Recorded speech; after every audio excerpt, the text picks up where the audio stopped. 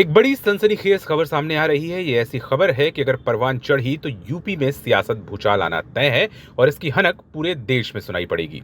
खबर है कि माफिया डॉन ब्रजेश सिंह लोकसभा चुनाव में अपनी किस्मत आजमा सकता है। बात कई स्तरों पर चल रही है, लेकिन अभी अंतिम घोषणा कुछ दिन बाद ही होगी। कहा जा रहा है कि पूरी फील्डिंग बीजेपी की तरफ से की गई है, लेकिन डॉन को पार्टी किसी सहयोगी दल के टिकट पर मैदान में उतारेगी। इस सिलसिले में बैकग्राउंड मीटिंग हो चुकी है। डॉन ब्रजेश सिंह की सुहेलदेव भारतीय समाज पार्टी के राष्ट्रीय अध्यक्ष व विधायक ओपी राजभर से मुलाकात की खबर सामने आई है।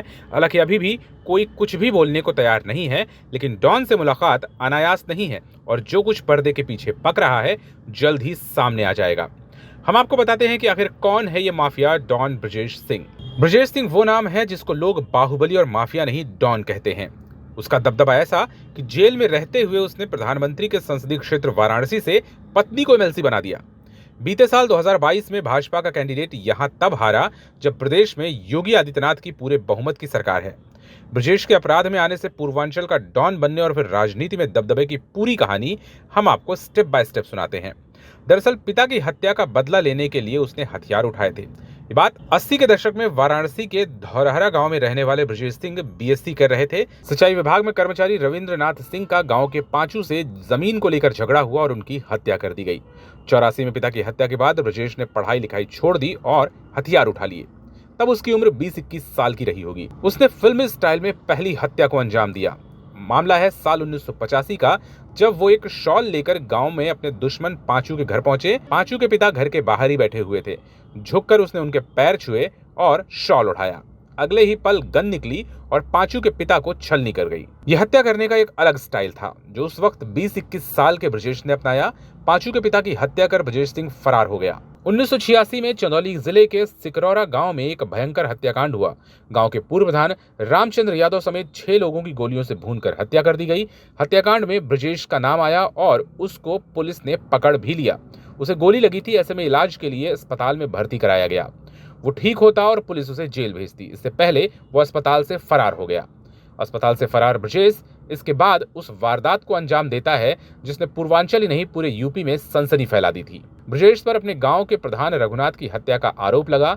रघुनाथ पर भरी कचहरी में AK-47 से गोलियां बरसाई गईं। कचहरी में AK-47 के इस्तेमाल ने पूरे प्रदेश को हिला कर रख दिया। इस घटना के बाद ब्रजेश के गांव के विरोधी गैंग के पांचू को पुलिस ने मार गिराया। पांचू का परिवार अब ब्रजेश का सामना करने की स्थिति में नहीं बचा था। अब ब्रजेश वाराणसी ही नहीं पूर्वांचल में दहशत का पर्याय बन गया। उसके इशारे पर अब तमाम ठेके छूटने लगे। उसका अपराध का कारोबार पूर्वांचल तक ही सीमित नहीं रहा, अब उसे यूपी का डॉन कहा जाने लगा। उसका नाम 90 के दशक में मुंबई के अंडरवर्ल्ड से लेकर झारखंड की कोयला खदानों से अवैध खनन तक में आया। महाराष्ट्र में तो उस पर मकोका तक लगा।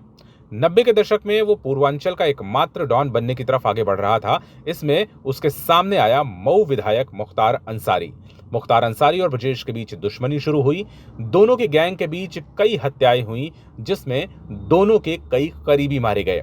ब्रजेश और मुख्तार दोनों ही राजनीति की तरफ गए। एक तरफ मुख्तार मऊ से विधायक बन चुके थे, तो दूसरी तरफ पुलिस रिकॉर्ड में फरार चल रहे ब्रजेश ने बड़े भाई उदयनाथ सिंह को राजनीति में उतारा। भाजपा का हाथ थामते हुए उदयनाथ सिंह ने 1998 में वाराणसी एमएलसी सीट से जीत हासिल की। इसके बाद आया साल 2001, जब ब्रजेश और मुख्तार हथियारों के साथ आमने सामने आ गए। गाजीपुर के उसी चट्टी मामले में मुख्तार अंसारी के काफिले पर हमला हुआ। हमले का आरोप लगा ब्रजेश सिंह पर। ब्रजेश खुद हमला करने में शामिल बताया गया। हमले में मुख्तार बच गया और ब्रजेश सिंह इस घटना के बाद पूरी तरह से अंडरग्राउंड हो गया। उस पर मकोका, टाडा, गैंगस्टर एक्ट, हत्या, अपहरण, हत्या का प्रयास, हत्या की साजिश जैसे तमाम मुकदमे दर्ज हो चुके थे। 22 साल से ब्रजेश फरार था। ऐसे में पुलिस ने उस पर 5 लाख का इनाम घोषित कर दिया। 2005 में कृष्णानंद हत्याकांड के बाद तो कई बार ब्रजेश की हत्या हो जाने की अफवाहें भी उड़ी। पुलिस के पास भी कई सालों तक ब्रजेश का कोई नया फोटो तक नहीं रहा। ऐसे में कहा गया कि अब उसका खेल खत्म ही है। फिर 3 साल बाद 2008 में उसकी गिरफ्तारी हो जाती है। 2008 में गिरफ्तार हुए ब्रजेश के खिलाफ 30 से ज्यादा संगीन मामले दर्ज थे। ब्रजेश के खिलाफ हत्या के मामले हों या दूसरे केस, ज्यादातर में गवाह पलट गए। धीरे धीरे मुकदमों में ब्रजेश को राहत मिलती रही। इसी का नतीजा रहा कि बीते साल 2022 में इलाहाबाद हाई कोर्ट से ब्रजेश सिंह को 13 साल जेल में गुजारने के बाद बेल मिल गई। अब ब्रजेश सियासत के खेल में अपना दांव खुलकर आजमाना चाहता है। स्क्रिप्ट कुछ ऐसी है कि योगी सरकार में मुख्तार के बुरे दिन के साथ ब्रजेश सिंह के अच्छे दिन शुरू वीडियो हो जाएं। पसंद आया हो तो इसी तरह की तमाम खबरों को देखने के लिए हमारा YouTube चैनल लाइक और सब्सक्राइब जरूर करें।